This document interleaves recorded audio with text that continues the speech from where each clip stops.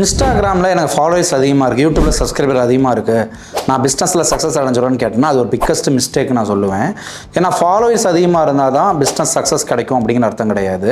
Followers குறைவாக இருந்தாலுமே success கிடைக்கும். அது எப்படி அப்படின்னா, இப்போ ஒரு நிச்சயை பொறுத்து தான் வந்துட்டு அதிகமான ஃபாலோவர்ஸ்க்கு வந்து கிடைக்கிறதுக்கான காரணம்.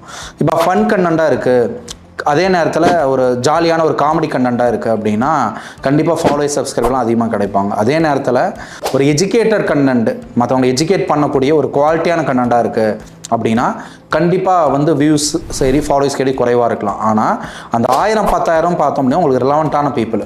அது ஒரு ஃபன் கண்டென்ட் இருக்குது அப்படின்னா அதை ஃபாலோ பண்ணுறோம் ஜஸ்ட் ஒரு ஃபன்னுக்காக டைம் பாஸ்க்காக ஃபாலோ பண்ணுறாங்க. ஸோ அந்த மாதிரி ஃபாலோவர்ஸ் வந்துட்டு பிஸ்னஸாக கன்வெர்ட் ஆகாது.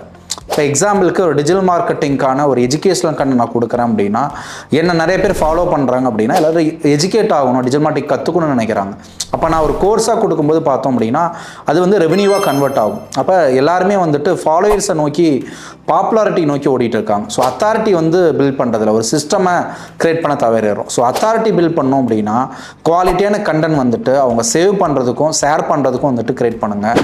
மற்றவங்க லைக் பண்ணுறதுக்கும் ஃபாலோ பண்ணுறதுக்கு தகுந்த மாதிரி ஃபன் கண்டென்ட்னால ஒரு பிஸ்னஸை க்ரோ அப்படிங்கிறது பண்ண முடியாது.